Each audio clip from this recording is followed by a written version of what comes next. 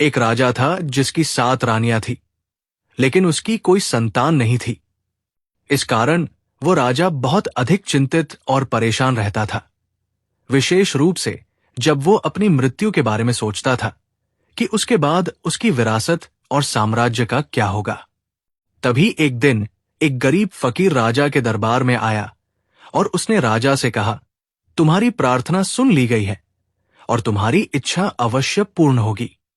तुम्हारी रानियों में से एक को शीघ्र ही पुत्र रत्न की प्राप्ति होगी। जब राजा ने फकीर की बात सुनी तो उसकी प्रसन्नता की कोई सीमा नहीं रही। उसने इस शुभ अवसर की तैयारी के लिए अपनी प्रजा और पूरे साम्राज्य को तैयार रहने का आदेश दिया। इसी बीच 7 रानियां शानदार विलासालय में आराम पूर्वक रहती थी और सैकड़ों दासियों उनकी सेवा में रहती थी। उनके हृदय को तृप्त करने के लिए हर प्रकार के स्वादिष्ट पकवान और मिठाइयों की भी सुंदर व्यवस्था की गई थी। अब राजा को शिकार करने का बहुत अधिक शौक था। एक दिन शिकार पर जाने से पहले उसकी रानियों ने राजा के पास संदेश भेजा और कहा, स्वामी, आप हर दिशा में शिकार के लिए जाइए, लेकिन उत्तर दिशा में ना जाइए, क्योंकि हमने एक बहुत बुरा स्वप्न देखा है।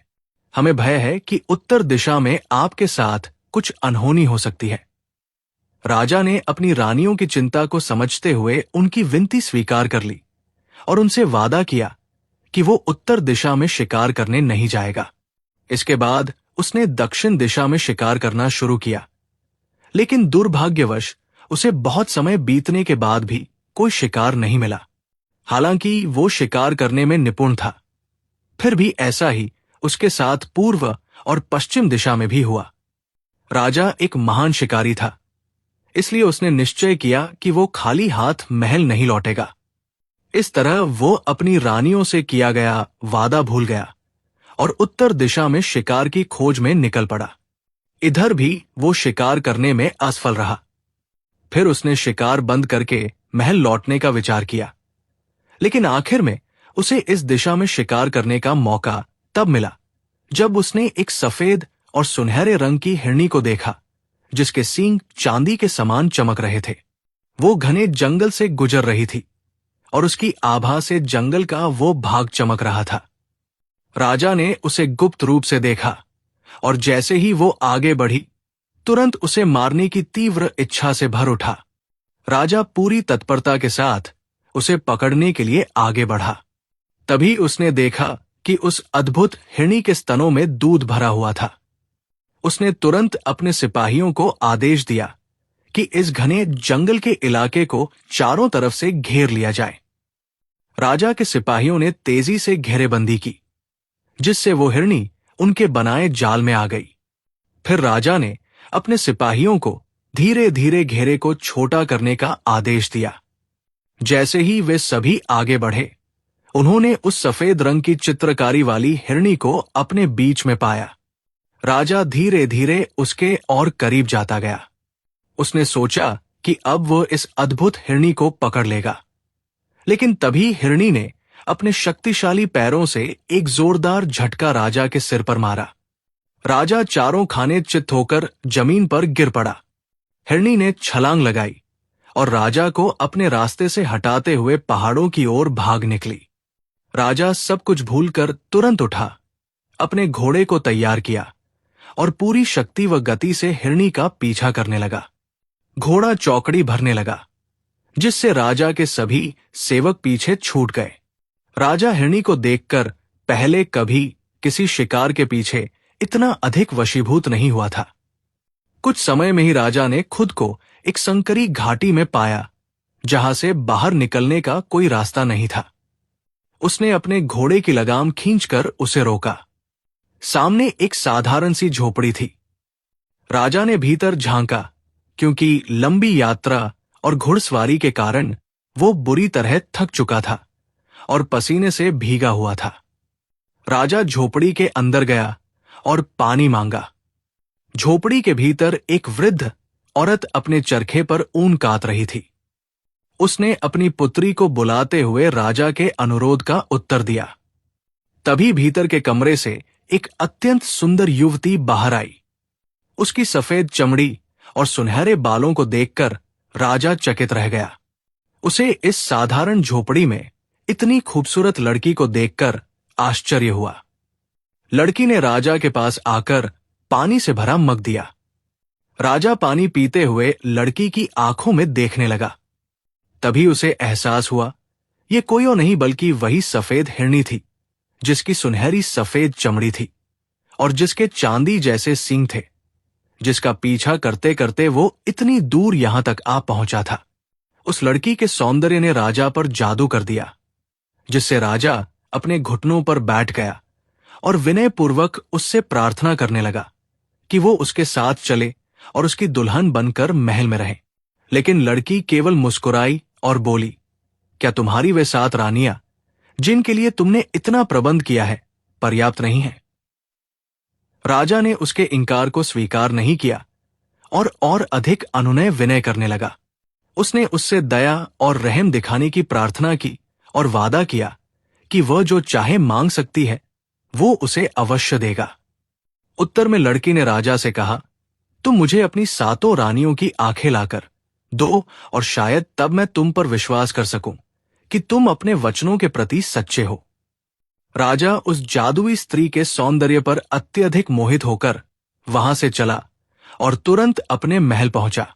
उसने निर्दयता से अपनी 7 रानियों की आंखें निकाल ली और उन बेबस तड़पती हुई अबलाओं को महल के तहखाने में डाल दिया ताकि वे भाग ना सके। फिर वो उन आंखों को लेकर अकेला ही उस स्त्री के पास गया जिसने ये भयानक मांग की थी।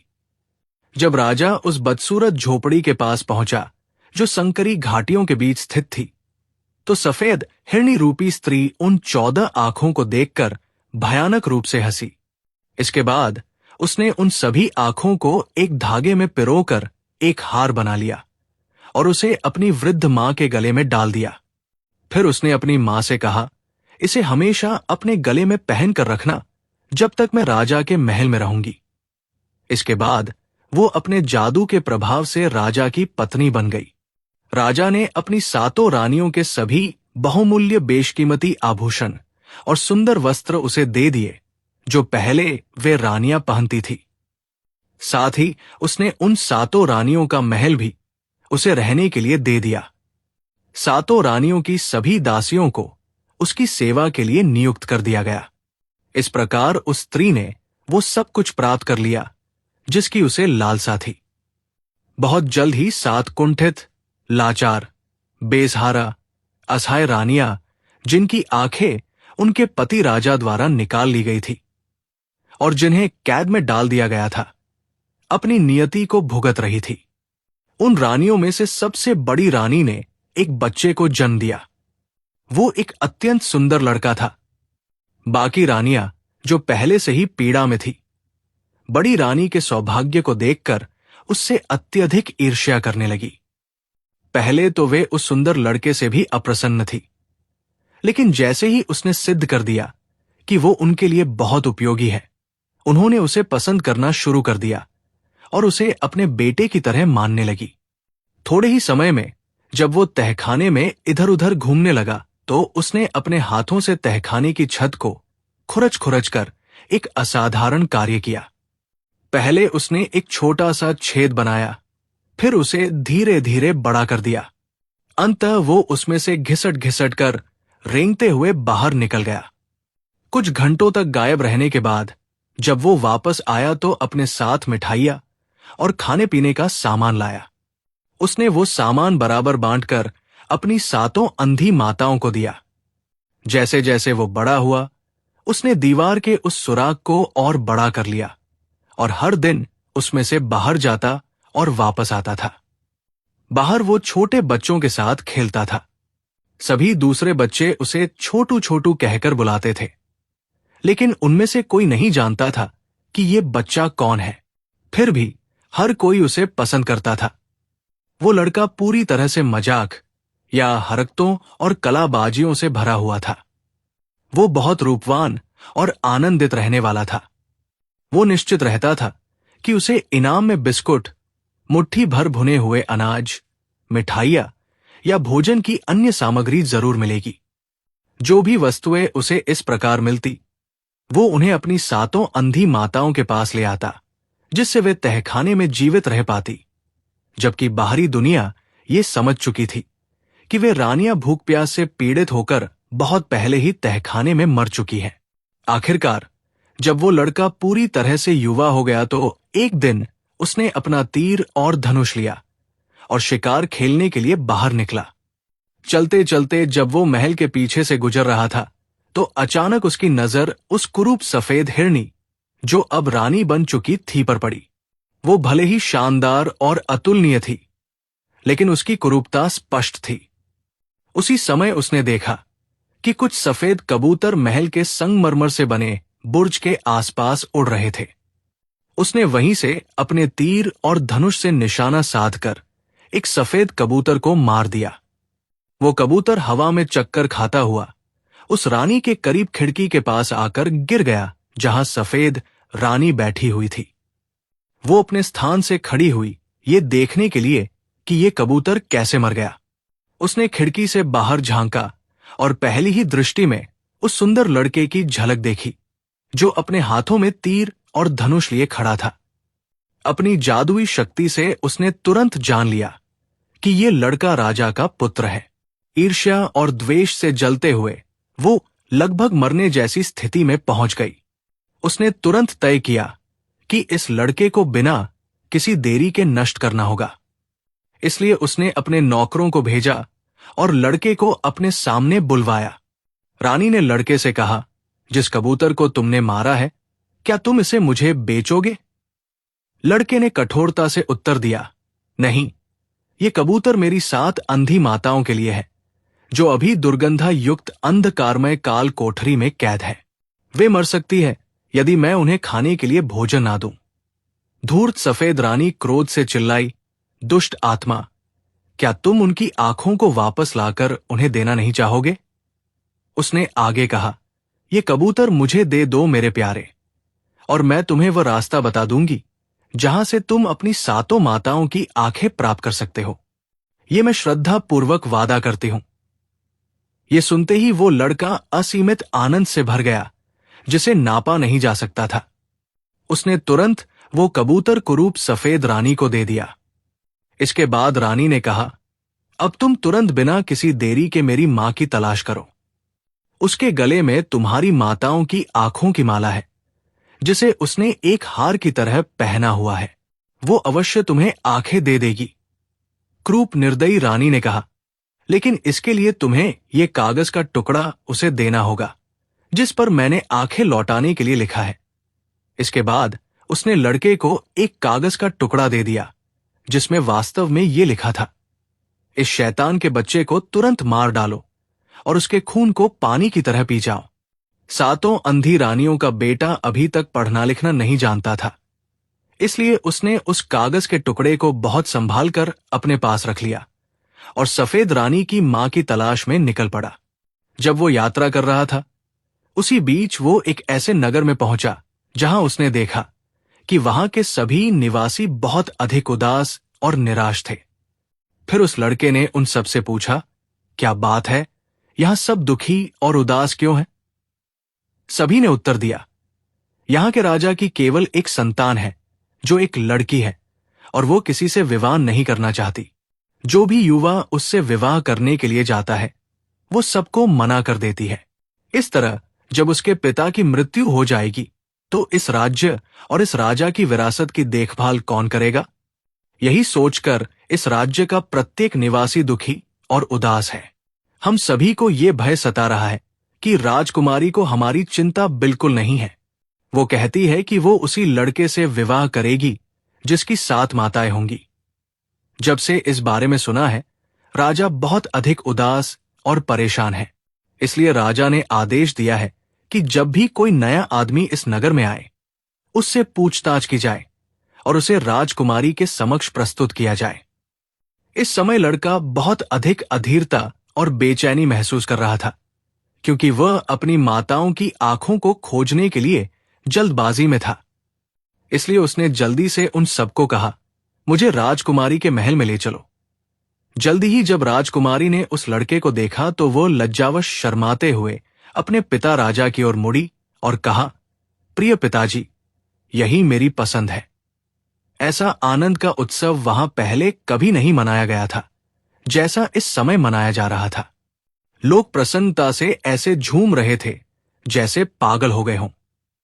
लेकिन 7 रानियों के बेटे ने कहा, मैं तब तक राजकुमारी से विवाह नहीं कर सकता जब तक मैं अपनी माताओं की आंखें प्राप्त कर उन्हें दोबारा दृष्टि नहीं प्रदान कर देता। जब उसकी सुंदर दुल्हन ने यह सुना तो उसने अपने पति से वो पर्चा दिखाने के लिए कहा, क्योंकि वो बहुत अधिक पढ़ी लिखी, बुद्धिमान और चालाक थी। जब उसने विश्वासघाती और छलकपट से भरे शब्दों को पढ़ा तो उसने पहले कुछ नहीं कहा। फिर उसने एक वैसा ही कागज का टुकड़ा लिया और उस पर इस प्रकार लिखा, इस लड़के का ध्यान रखना और इसे इसकी सभी इच्छित वस्तुएं दे देना। इसके बाद उसने वो पर्चा 7 रानियों के बेटे को वापस दे दिया। क्योंकि वो लड़का उतना बुद्धिमान नहीं था, उसने बिना कुछ सोचे समझे उस पर्चे को अपने पास रख लिया। लगभग 1 साल बाद वो लड़का उस बदसूरत झोपड़ी के पास पहुंचा जो संकीर्ण घाटियों के मध्य में थी, जहां सफेद जादूगरनी की मां रहती थी। वो एक घिनौनी और भद्दी औरत थी। जब उसने उस परिचय को पढ़ा तो उसने अप्रसन्नता के साथ भयानक चेहरा बनाया, विशेष रूप से जब लड़के ने आंखों का हार मांगा। फिर भी उसने कहा, कोई बात नहीं, और अपने गले से हार निकालकर लड़के को दे दिया। लेकिन उसने ये भी कहा, इसमें केवल 13 आंखें ही हैं, क्योंकि एक मैंने पिछले सप्ताह किसी को दे दी थी। लड़का जितनी भी आंखें पा सका उसे पाकर बहुत प्रसन्न था, इसलिए वो जितनी जल्दी हो सके अपनी माताओं के पास घर लौटने के लिए वहां से चल पड़ा। उसने 2-2 आंखों की जोड़ी सभी 6 छोटी रानियों को दे दी और सबसे बड़ी रानी को केवल 1 आंख दी। फिर उसने कहा, मेरी प्यारी मां, दूसरी आंख की तरह मैं हमेशा तुम्हारे साथ रहूंगा। इसके बाद वो राजकुमारी से विवाह करने के लिए चल पड़ा जैसा कि उसने वादा किया था। लेकिन जब वो सफेद रानी के महल के पास पहुंचा तो उसने महल के बुर्ज पर कबूतरों को देखा। उसने अपना तीरधनुष निकाला, निशाना साधा और एक कबूतर को मार गिराया। वो कबूतर लुढ़कता हुआ सफेद रानी की खिड़की के पीछे जा गिरा। जब सफेद रानी ने बाहर देखा तो उसे अपनी आंखों पर विश्वास नहीं हुआ।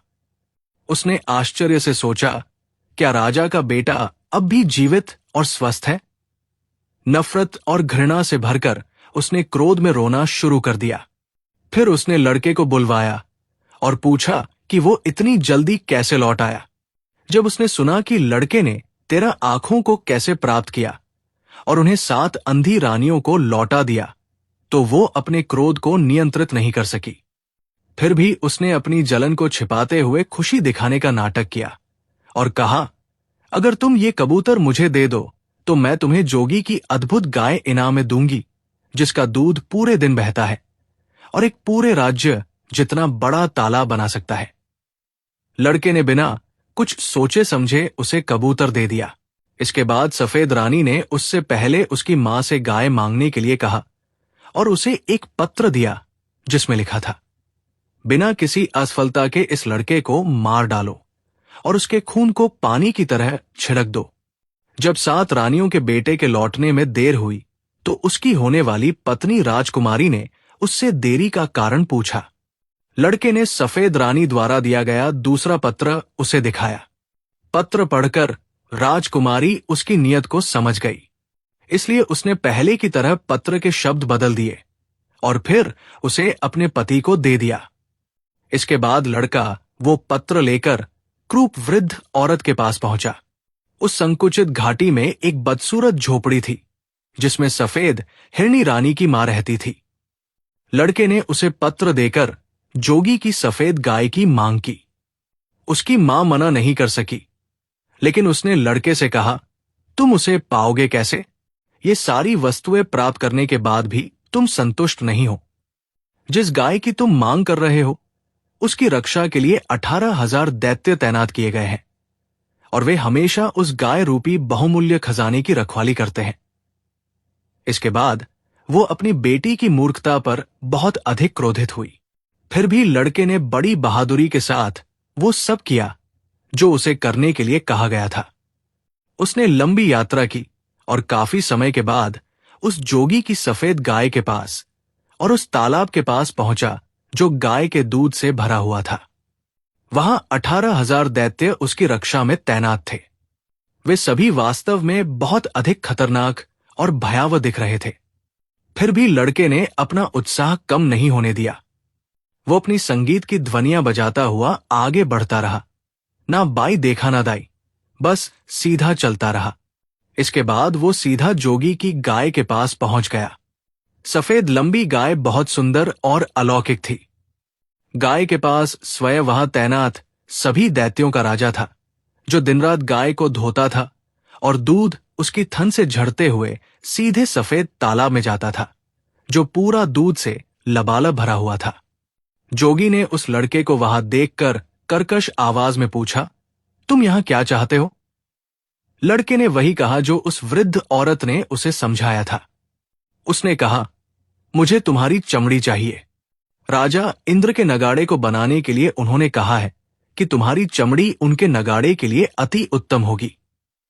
यह सुनते ही जोगी कांपने लगा, क्योंकि किसी भी जीन जोगी में यह सामर्थ्य नहीं थी कि वो राजा इंद्र के आदेश को नकार सके।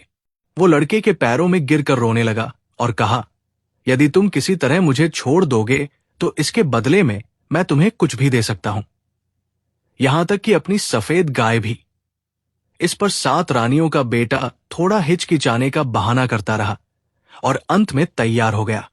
उसने कहा, चलो कोई बात नहीं, ये मेरे लिए बहुत मुश्किल कार्य नहीं है। जोगी की चमड़ी की तरह कहीं और से भी सफेद चमड़ी तलाशना आसान होगा। मैं उसे तुम्हारी चमड़ी के नाम पर राजा इंद्र के पास पहुंचा दूंगा।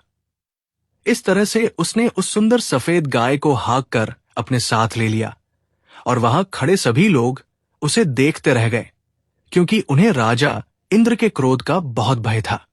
वो उस गाय को अपने घर ले आया और वहां बांध दिया, जिससे उसकी 7 माताएं बहुत आनंदित हुई।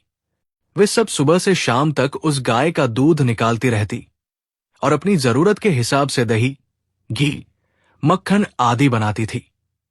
वे दूध को बाजार में बेचने के बजाय उससे मिठाइयां बनाकर बेचने लगी, जिससे उनकी आमदनी बहुत अधिक बढ़ गई और वे बहुत जल्दी धनी बन गई। ये सब आरामदायक जीवन देखकर 7 माताओं का बेटा हल्के हृदय से राजकुमारी से विवाह के बारे में विचार करने लगा। लेकिन जब वो सफेद हिरनी के महल के पास से गुजर रहा था, तो उसने स्वयं को वहां पर उड़ते कबूतरों का शिकार करने से नहीं रोक सका। ऐसा करते ही एक कबूतर उसका शिकार होकर सफेद रानी के महल की खिड़की के बाहर लुढ़कते हुए गिर पड़ा। जब सफेद रानी ने इसे देखा तो वो खिड़की से बाहर झांकी और उसकी निगाह 7 रानियों के बेटे पर पड़ी। ये देखकर वो भीतर ही भीतर बहुत अधिक क्रोधित हो गई और पहले से भी अधिक सफेद पड़ गई। क्रोध में उसने थूका और उस लड़के को अपने पास बुलाया। उसने उससे पूछा, तुम वापस कैसे आ गए? जब उसे पता चला कि उसकी मां ने लड़के के साथ कितनी विनम्रता से व्यवहार किया और उसके कार्य को सिद्ध करने में सहायता की, तो ये सुनकर वो भीतर ही भीतर जलने लगी, लेकिन अपने चेहरे से ये व्यक्त नहीं होने दिया।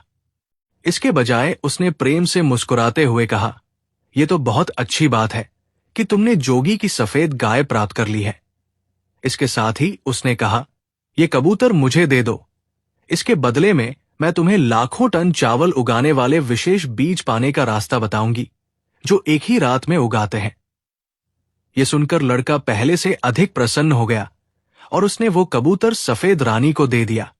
लेकिन इससे पहले रानी ने एक पत्र लिखकर लड़के को दिया, जिसमें लिखा था, इस लड़के को मार डालो और कभी असफल मत होना। इसके खून को पानी की तरह बहा दो। लेकिन जब पत्र पढ़ने वाले ने इसे देखा तो वो इसके लिखने वाले के कुरूप मकसद को समझ गया। उसने एक बार फिर पत्र की सामग्री बदलकर 7 रानियों के बेटे को दे दिया और उसमें लिख दिया, इसके खून को हमारे खून की तरह समझना। खेत के मध्य में वो चावल का पौधा उगा था, जो एक ही रात में लाखों टन पकने वाले चावल में बदल सकता था। लड़का बहादुरी के साथ आगे ही आगे बढ़ता रहा। ना वो दाई देख रहा था ना बाई। खेत के मध्य में पहुंचा तो उसने वहां से सबसे लंबी फसल को उखाड़ लिया। लेकिन जब वो इसे लेकर अपने घर की ओर लौटने लगा तो उसके पीछे से हजारों आवाजें गूंजने लगी। कृपया मुझे भी तोड़ लो, ओ कृपया मुझे भी तोड़ लो। रोती हुई आवाजें उसकी ओर झुकती जा रही थी। ये सुनकर लड़का खुद को रोक नहीं पाया और उसने पीछे मुड़कर देख लिया। जैसे ही उसने पीछे देखा, उसका शरीर तुरंत राख के ढेर में बदल गया और वहां कुछ भी नहीं बचा।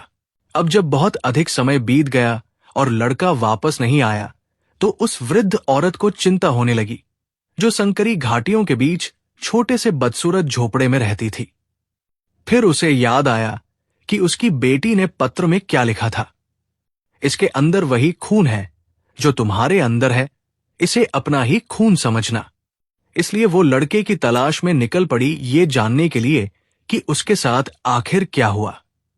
जल्दी ही वो उस छोटे राख के ढेर के पास पहुंची तो अपनी जादुई शक्ति से उसने सब कुछ जान लिया कि लड़के के साथ क्या हुआ था। उसने वहां से थोड़ा सा पानी लिया और उस लड़के की राख में पानी डालकर उसे मिट्टी का लोदा बनाया।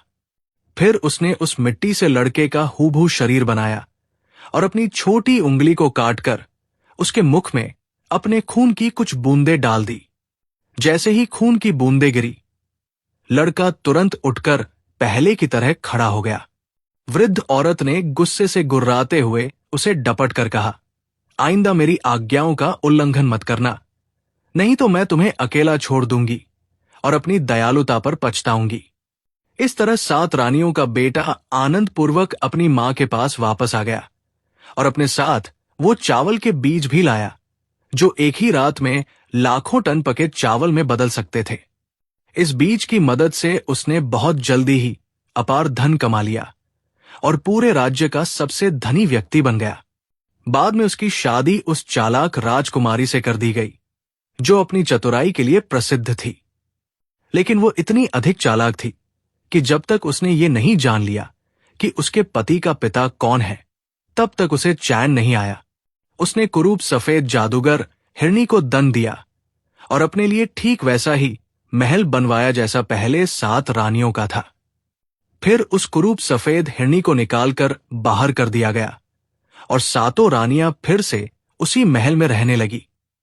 जब सब कुछ उसकी इच्छा के अनुसार हो गया तो उसने अपने पति से कहकर एक भव्य भोज का आयोजन करवाया, जिसमें पूरे राज्य की जनता और सभी सम्माननीय व्यक्तियों को आमंत्रित किया गया। जब राजा को 7 रानियों और उनके रहस्यमय बेटे के बारे में पता चला तो उसने अपनी गलती स्वीकार की और अपने पुत्र के निमंत्रण पर उत्सव में शामिल होने के लिए सहमत हो गया। राजा ने पहले भी उस रहस्यमय राजकुमार और उसकी अद्भुत संपत्ति के बारे में सुना था, लेकिन जब वो महल में प्रवेश कर सब कुछ देखा तो आश्चर्यचकित रह गया। वहां उसने देखा कि महल में हर चीज उसकी पिछली यादों का प्रतिबिंब थी। जब उसे विशेष रूप से सजाया गया और निजी हॉल में ले जाया गया तो उसने देखा कि 7 रानियां उसी शाही सिंहासन पर बैठी थी, जहां उसने उन्हें आखिरी बार देखा था।